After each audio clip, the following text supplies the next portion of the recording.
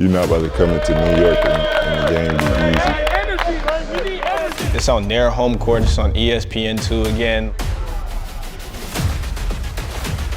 I remember seeing a kid have a Prolific Prep shirt, and I'm like, we're in Canada.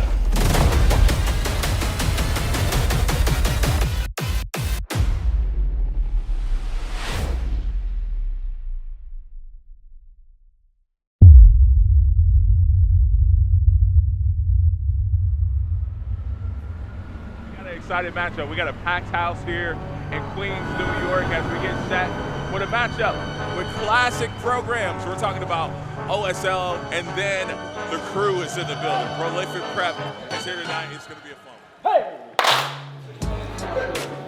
one. Playing a New York team in New York, they're gonna have the crowd, the energy from start to finish pretty much, because everybody's on their side. And then, you know, we're coming from the West Coast, the Cali team. Nobody likes West Coast. I know that New York style teams are real scrappy, like to get on the floor. I mean, just do all the dirty stuff to really win. Let's go! It's a big game for sure, because you're not about to come into New York and the game be easy. A common theme for our group is anybody, anywhere, anytime. And so our Savior Lutheran in New York City for their first home game was the first of many difficult environments that we were going to play in. First possession to OSL as they'll get in their first set. Warren here with it for OSL.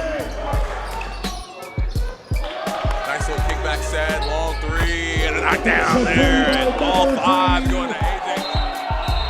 It was very exciting. It was an exhibition game, but we didn't take it as an exhibition game. Back and forth, up and down, up and down. We had the lead, the momentum.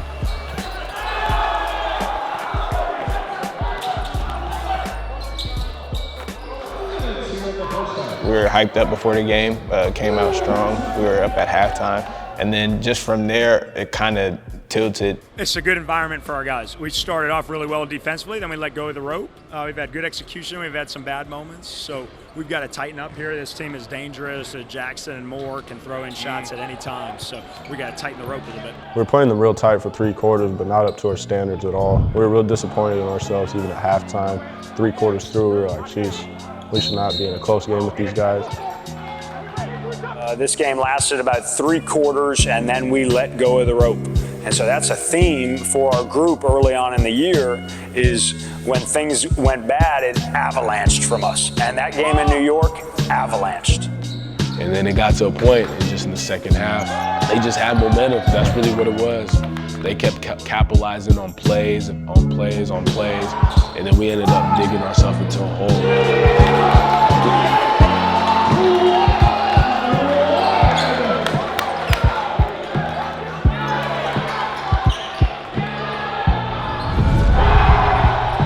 Yeah, they walked us down, and then not only did they walk us down, they blasted us, and we got blasted again for the second time this year.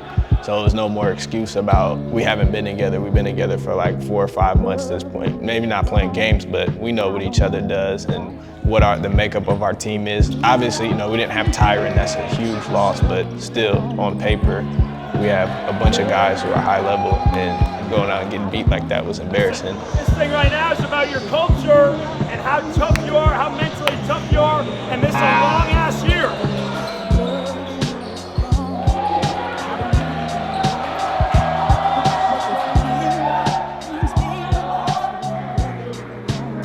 In the locker room, we talked about, we're like, one thing for sure, 2 things for certain, like, this will never happen again. I mean, that's a serious punch in the mouth right there. By a team you're way better than, right? It's not even like Columbus where you get the out of, they've been together for a while. Like, that was a total, like the quote I showed you today. Are we about competition?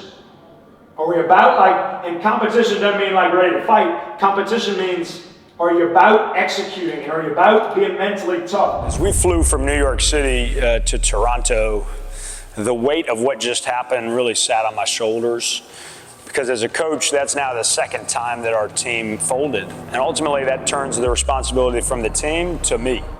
From New York, we went straight to Canada. And our mindset, losing that game, we didn't take it as an exhibition. We took it as a normal loss. So going into Canada, we were like, we have to dominate these games.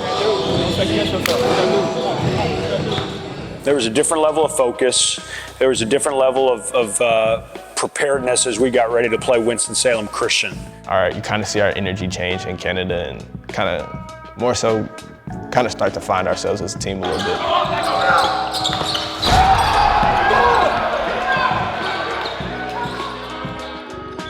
That was the first time with my own eyes to really see Darion. He was the main factor in our team for sure.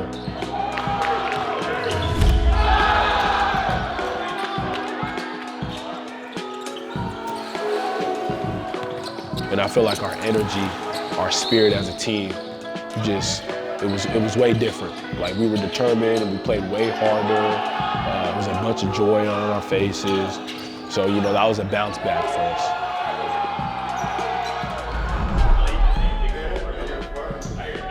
Yeah, then we had Fort Erie on the home floor of another opponent, which again is a common theme for us. Anybody, anywhere, anytime. They had their girls team, they had their JV team, everything.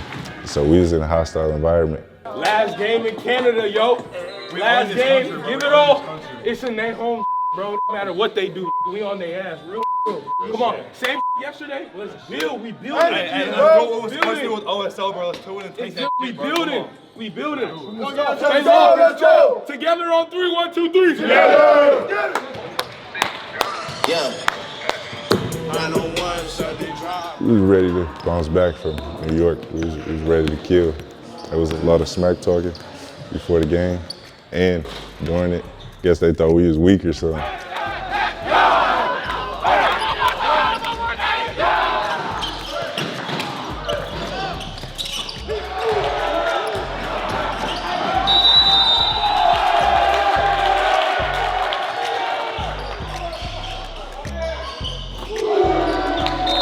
Canada was good spirits.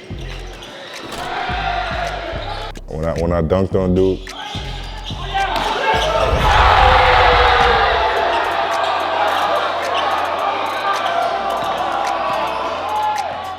yeah, I feel like I had to talk smack. Yeah, I had to. The story of the Fort Erie game was Aiden Sherrill.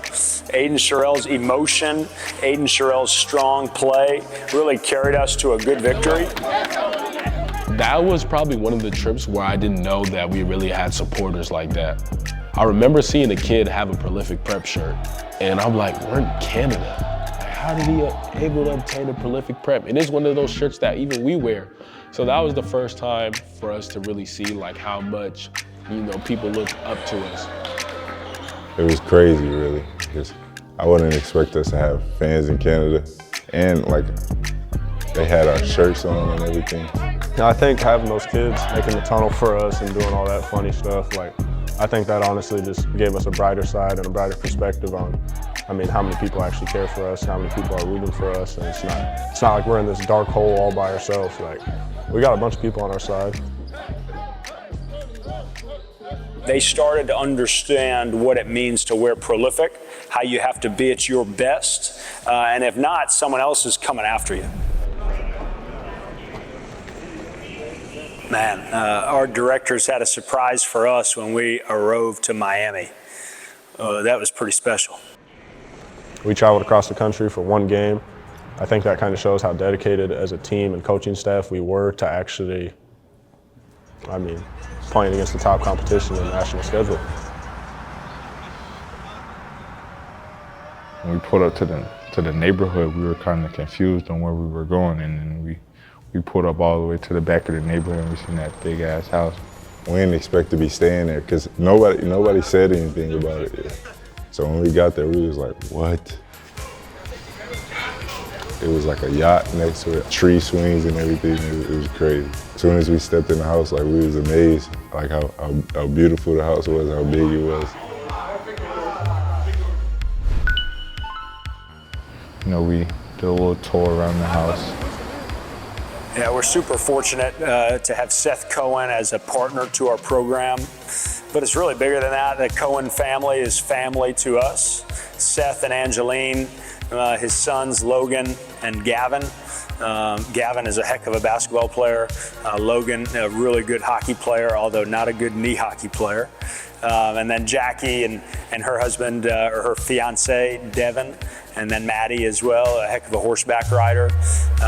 We're just super fortunate to be family with the Cohen family, and that experience in Miami was one of a kind. For me, it was motivating.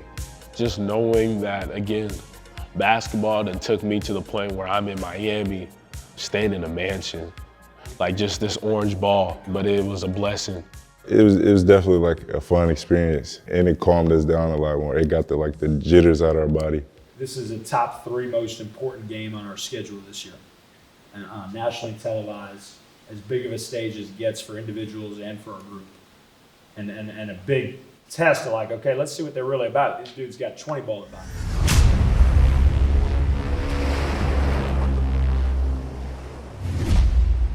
Welcome in. We're very blessed to be here in Fort Lauderdale, right down the road from Miami, where we'll play Columbus High School tonight.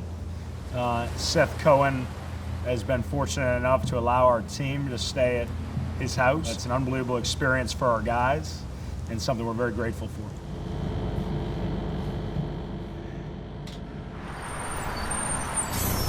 Wake up! Let's wake up!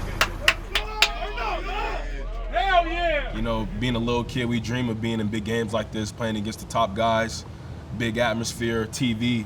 We're in the heart of Miami tonight. Columbus High School. The Explorers make their first ever ESPN basketball appearance as they welcome in prolific prep. It was time to lock in because we had a tall task in front of us against the number 2 team in the country on their home floor without Tyron Stokes. Hey man, it's a great test for us. I'm so excited to go to war with you guys. Let's all be in it together. Let's all be in it together and go have a ball. Okay, go. I don't know how many people were in there. It could have been 500, could have been 1,000, but it felt like 8,000 people in there. All against us too. Like our huddles, we couldn't even hear coach. Like it was seriously just us in there. Enjoy this, enjoy it. That's why we're doing it. Enjoy it. Everybody enjoy this. Us against the world right here. Okay? The only thing on my mind is, you know, it's on their home court, it's on ESPN2 again. Like, this is a bigger opportunity than it almost was at Border League. Most importantly, I wanted to win, but I just didn't want to win. I really wanted to embarrass them just so they could kind of feel a little bit of what we felt for the 3 months or however long it was since Border League. Cold first quarter for the Explorers of Columbus. How can it be cold in Miami? Little pick and roll and the throwdown by Aiden Sherrod. Yeah, early on it was clear this was going to be a different game than the game in Las Vegas. Knowing that they had already got a good piece of us, like about 30 the first time, I was just ready for my get back, you know, as a team. And I knew that we all had prepared for this moment. Basketball is a game of runs. You know, they got their runs, we had our run. So a 14-4 run. We need to come out of here even tighter, even closer, even more together. Because it was the same score at Border League. It was the same score, and then the thing went off the rope. It ain't going off the ropes here.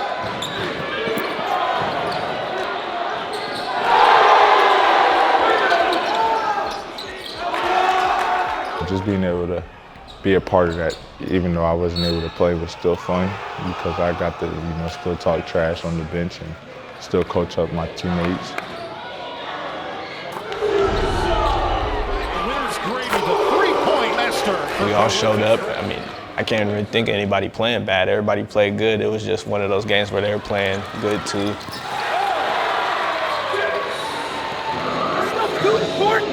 You can't get in and make the same mistake. You gotta fix it. You have to make a stand that it's not gonna happen again. We played a great 12-minute stretch.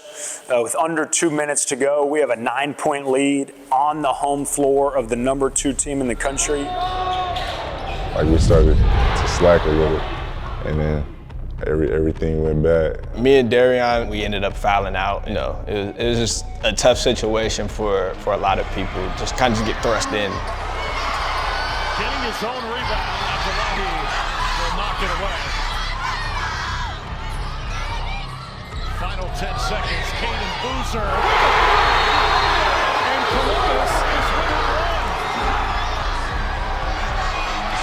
three. 3-point game. And so he just came down the lane with like no defense on him. He shot it.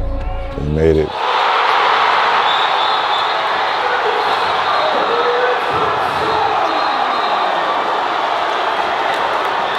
It was a killer because we had it. And that feeling when you feel like you had it and you lost it, like it stings you for sure.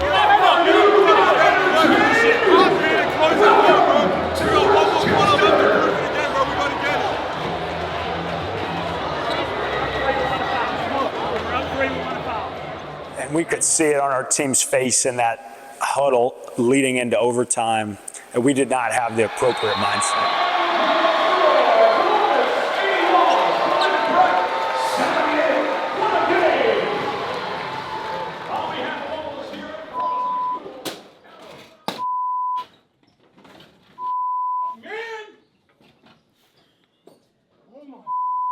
The last minute, 19 seconds of that game were an absolute disaster that I take a lot of responsibility for as the coach, because those are moments we should have been better prepared for, we should have been ready for, and that ultimately comes back to what do you do in preparation for the moment. And unfortunately, our guys were not prepared for that moment. You're in overtime just watching it, like knowing that if you were on the court, things could be so much different. I think that's like a big sign of how much of a family we actually were. I mean, all the Columbus kids, they went home to all their families. They're in their own territory, like having a Thanksgiving dinner, but like sacrificing like a family gathering for one basketball game. It sounds crazy, but it's like, it's our lives. If I do something and, you know, the energy is really gonna be there and it's gonna stay there. It was nice going to people's different hometowns and just seeing what it was like. I was like, Coach, I got to go back out. I think I'm going to call it. In the internet, there was a bunch of questions like prolific prep, like are they the team? Make the right play.